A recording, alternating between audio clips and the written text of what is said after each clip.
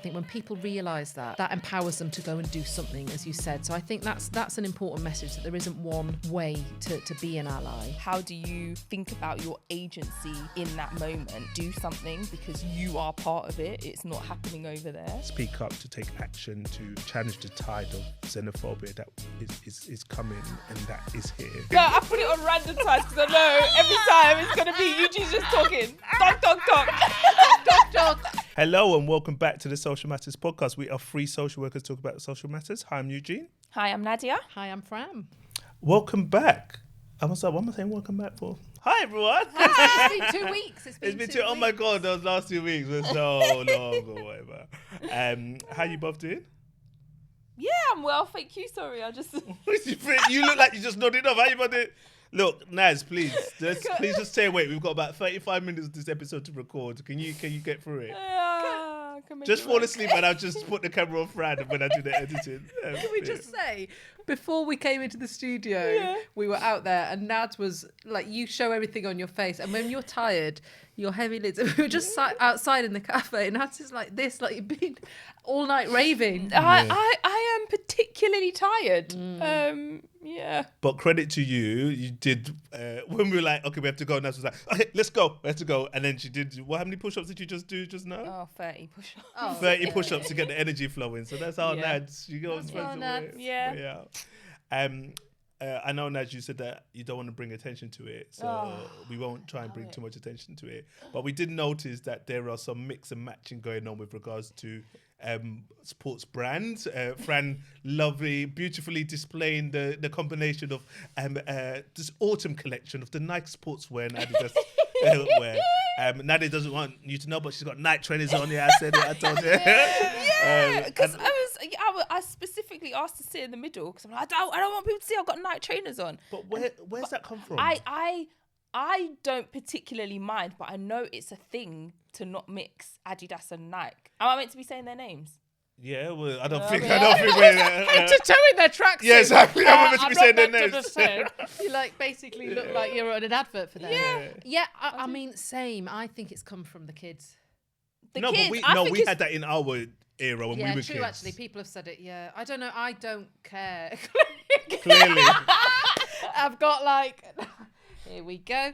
But it has been brought to my attention. So then it's sort of, I still don't care, obviously, because look at me now. But I'm mindful of it that I'm like, are people judging me? Yeah, that's exactly where I'm at. Yeah.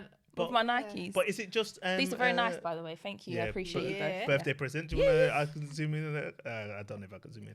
But is it just Adidas and Nike, or is it like Gola and Fila? So, because Gola's still around. Shows what my wardrobe looks like. You mix and match too. I've seen you. I wear what's clean. I don't even see. I may have one Adidas socks or one Nike sock on. Yeah. But yeah, is it Adidas and Nike? I feel they're the main hitters. Yeah. That I think it's just those. I'm gonna Google afterwards about where has this started? Where has it come from? Because I mean, I don't think it's really that deep. They're both like they're competitors, isn't it? Like it's a thing of like if you're wearing Adidas, then you can't be back in Nike. I think. Yeah, but we don't work for them.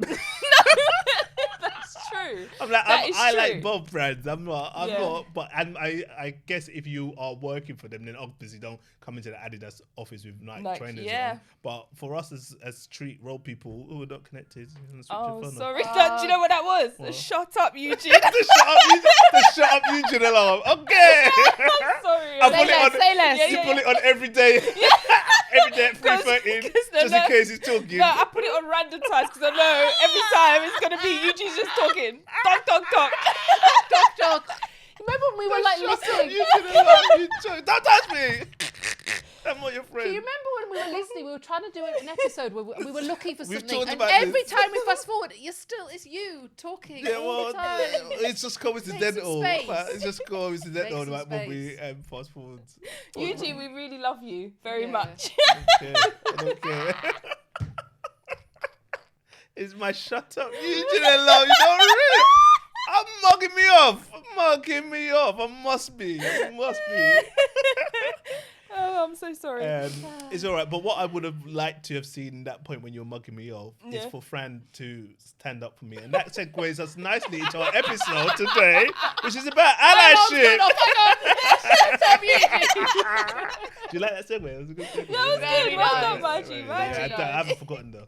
Oh. But no, today, you know what? It's so funny that you said that because today we're going to be talking about allyship. And it's almost like allyship revisited because we talked about this conversation, I think in 2023.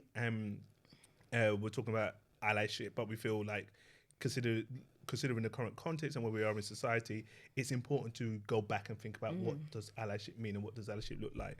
But the reason why it's really funny, because I was listening to that episode ahead of this episode today to kind of see what we talked about, hear what we talked about.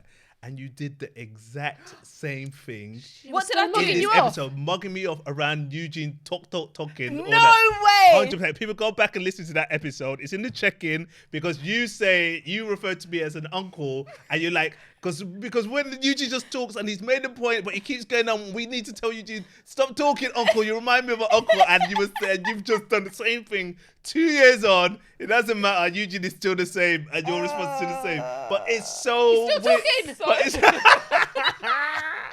But I'm a podcaster. I have to talk. But it's so weird that you do the same thing on the same episode that we're is talking hilarious. About. I'm so sorry. No, don't. Not sorry. Why are you acting like you're sorry? 2 seconds later, after you'll be saying the same thing. Yeah.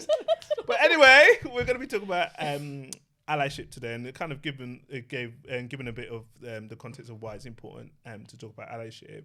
But I think we asked this question in the last episode, but I'll ask it to you again because time has moved on. What does allyship mean to you? Allyship. I keep leaning forward. I know we're having a serious conversation here, but I feel like me and you are in some sort of David Attenborough documentary. So here we have anyway, I keep seeing it in the corner of my eye. Fran, you're making our videographer laugh. Compose yourself. Allyship. So I guess because we do lots of training on it, so I'm thinking of the sort of formal definition, I suppose, initially, because that comes to mind. And that's thinking if you're not a member of a marginalised group, how you show support and solidarity for those from a marginalised community. But I suppose then breaking that down some more, I suppose how you, as a member not from that group, use your, I guess, power and privilege to kind of front and centre the people from those communities. So I suppose using us as an example, I suppose me as a white person being an ally to you two from the black community, and then you two being an ally to me as a member of the LGBTQIA plus community. So yeah, really thinking about how you can use your kind of positional power to speak up, come alongside and kind of bring forth those voices of those who might be marginalised. Yeah, and just again thinking about our training and things that we kind of use. Yeah, you were talking about we do a lot of training on allyship, and that quote that we use of like what does it mean to be an ally is one that I think we all really love, but that allyship is standing beside us when we need support, standing behind us when we need backup, and stepping in front when we need protection. And that's by Emma Custin, from the director at Global Butterflies. And that, for me, just kind of captures like what it means to be an ally. And within that, it's, we kind of speak about the importance of kind of coming alongside and getting to understand what it is that the group that you're trying to support need, so that you are able to kind of glean, okay, when do I need to step in front? When do I need to stand beside? When do I need to support? So there's a kind of, you're not part of the marginalised group, but you're really seeking to have an understanding of that group and what it's like for them, and be able to use that kind of, like you say, positional power to be able to do something. And I was just thinking about, when I've experienced allyship and what that's felt like, and how powerful and how moving it is. We've been speaking a lot about the kind of raising of the flags and what's been happening with that, and there's been lots of conversations that I've been part of about you know, the raising of the flags and what that means, and some people, you know, really supporting it and others really not. And I've just seen how and white people, when white people speak up against the, you know, the far right extremism, in support of black and brown people, like in that space when I experienced that allyship, it was so moving. Like I can't describe how like moving it was to be kind of supported in that way. And yeah, it's such a powerful thing when people who are educated and clear and, you know, quite able to articulate why it is they're not supportive, and, you know, how it must feel for black and brown people to be kind of, you see in, you know, the flags up and about. It's just very, very powerful. It's just so powerful. So yeah, I think, and completely, and I think that quote you read just really captures what it can look like, and it's going to be different for different people at different times. Yeah. And, you know, sometimes if you are from a marginalised community, you don't want to have to be thinking about the flags. You don't have to be the one constantly arguing why it's problematic and racist and xenophobic. And I remember when we were speaking about it at the time, I remember you saying that in terms of your kind of local community, just that feeling of like, you know, the exhaustion that can come when you're a marginalised identity experiencing, you know, discrimination or different isms, for someone to be like, I've got your back. Yeah. It's like, whoa. Oh, so yeah. beautiful. It's beautiful. Yeah. And I think that idea of like that quote, as you kind of highlighted, Naz, really resonates with us, because I think it just captures the different ways in which somebody can demonstrate allyship, and it can be through action, it can be through support, it can be through proximity with people, to kind of stand beside people. And I think that idea of allyship in multiple directions for different minoritized groups is very evident, I think, in the way that people speak out, in the way that people put a figurative hand on the shoulder, or hold people, or like are not silent. So doing something, saying something, acting in a different way, and to challenge the kind of xenophobic narrative, whether it is around race or sexual orientation or disability or neurodiversity. And that's one of the things that I think is, when I'm thinking about the question of what it means to be an ally, I think it's multi-directional. It's not just, oh, I'm an ally to women as a man, or I'm an ally to the LGBTQ plus community as a cisgender heterosexual man. I'm like, I believe allyship is multi-directional. You have to be able to demonstrate allyship to multiple groups, multiple minoritized groups, who are in need of that support. And that can be on a wider societal context, or that can be in your own personal context of like your friendship groups or your family or your workplace or somebody that you see on the train. And this idea of allyship across different groups is important, like you just said, Naz, but also in addition to that, that demonstration of allyship within groups, for example, that demonstration of allyship towards people close to you identity-wise and far from you identity-wise. That is what I believe true allyship looks like, and it's important now for me more than ever, hence why we're discussing it again. I think we hear a lot, like in our work, that or see, and I don't know if you guys would agree, that we sense that there's an appetite for people wanting to do something, wanting to demonstrate allyship or be an ally, but people struggle to understand how they do it outside of just calling people out or protesting or whatever. So what would you say, or what advice or wisdom would you share or give to people who are struggling or thinking about, oh, but what can I do? How can I demonstrate my allyship to different groups? I think you're right. I think there is an appetite, but people might not really necessarily know how to go about it. But something that I found really helpful through our work was the sorts of different types of ally that there are. So there could be different ways that you could do it in terms of thinking yourself as like putting an emphasis on learning. So in one framework that's kind of called being the scholar, so educating yourself, you know, being really intentional about learning about a marginalized group through your own research and, you know, through conversations with people from the marginalized group. Maybe you're an upstander, so somebody who does call things out in the moment and feels very equipped and able to be, you know, to do that. Maybe you're the confident somebody who is able to kind of create a space for people from marginalized groups to come and kind of, you know, share their wants, their needs, like how they're feeling, you know, creating a safe space for people, for you to be able to kind of check in with them on how they're feeling. Maybe you're an amplifier, somebody who's really focused on kind of amplifying the voices of marginalized people in, you know, different contexts, in different spaces.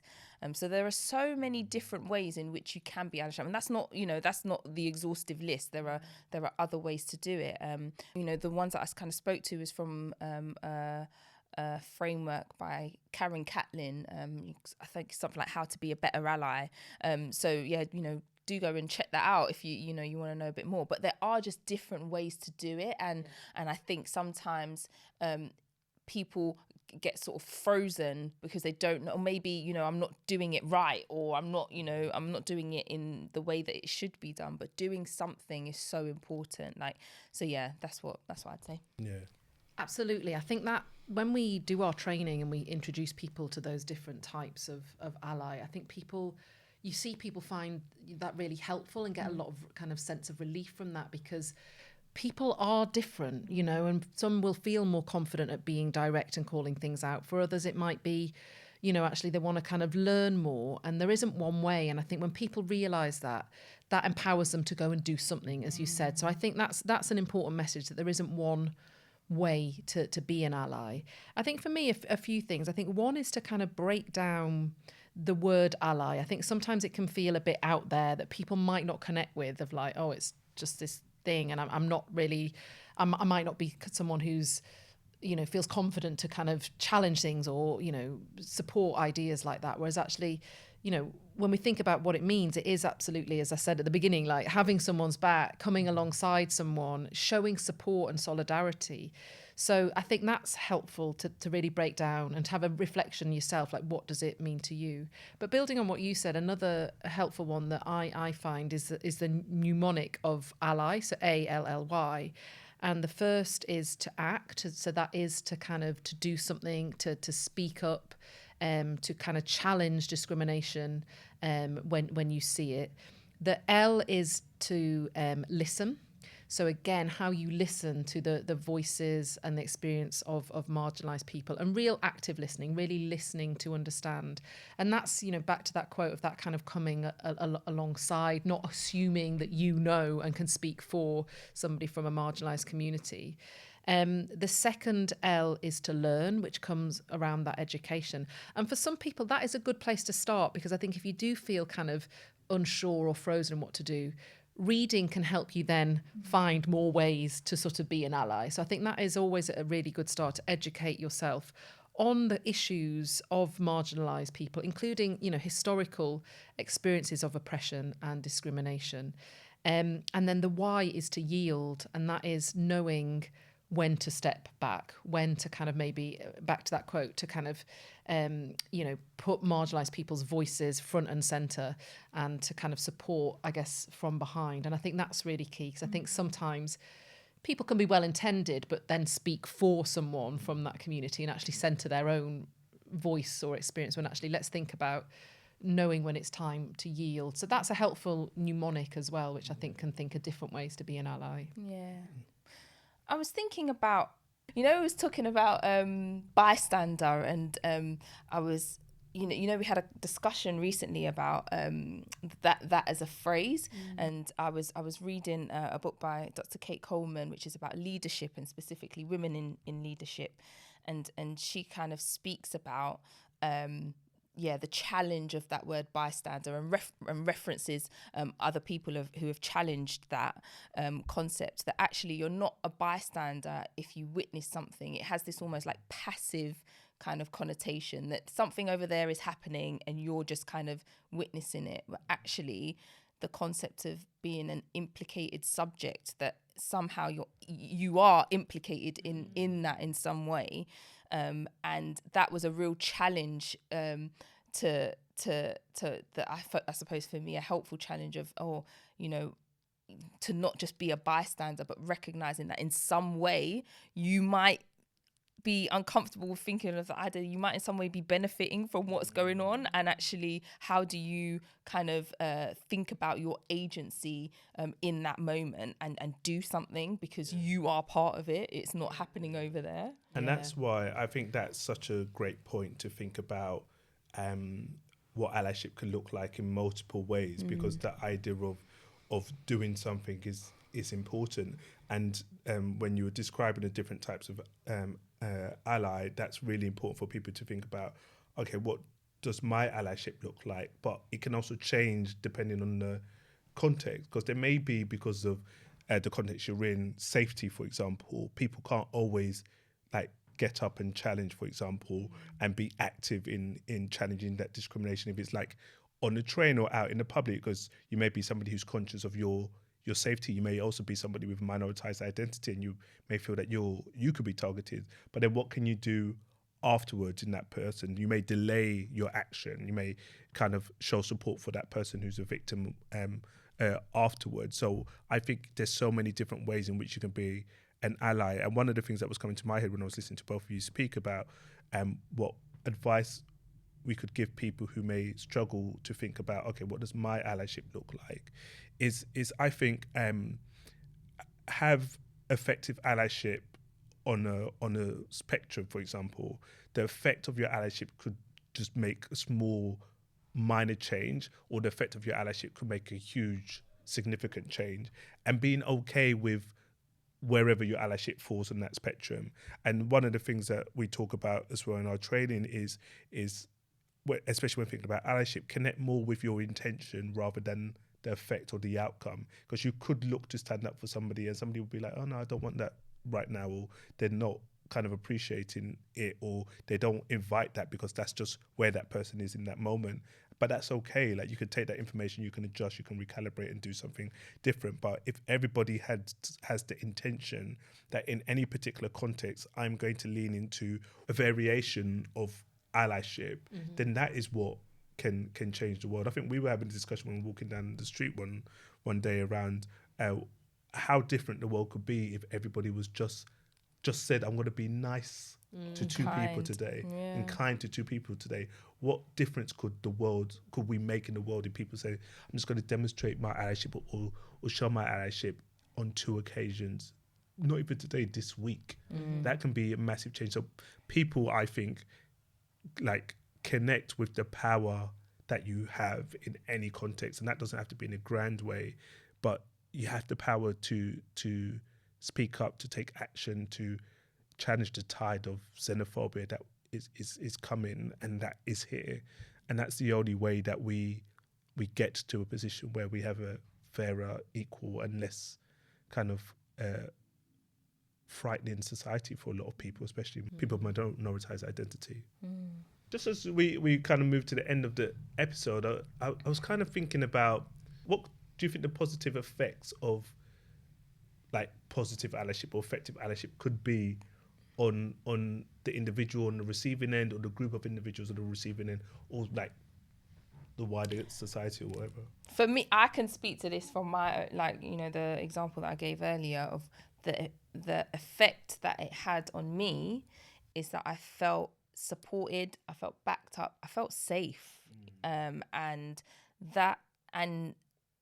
also a bit hopeful as well.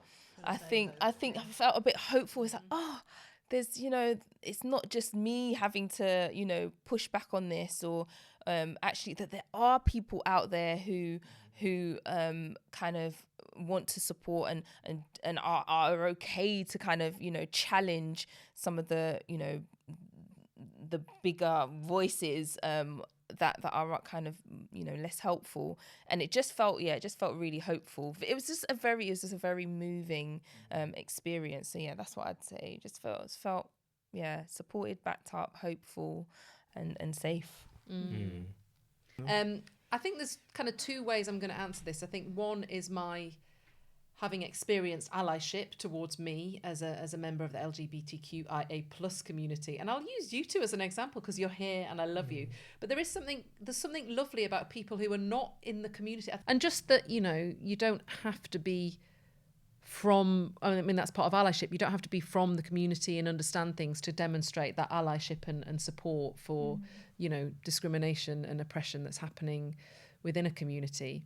And I guess a second way, on more of a kind of societal global level, like if you think of the world as one big massive system of human beings, and I think allyship, the hope is that by, and using that idea of kindness, that showing solidarity, support and kindness will hopefully, you know, bit by bit swing the pendulum towards a more equitable and fair society. And I know we feel a long way off that, but I suppose thinking of progress we have made bit by bit over time, I guess that's where holding on some hope for what allyship can do if people do come together and show support and solidarity. Yeah, definitely. And I think hope, again, I would echo that word that both of you have mentioned.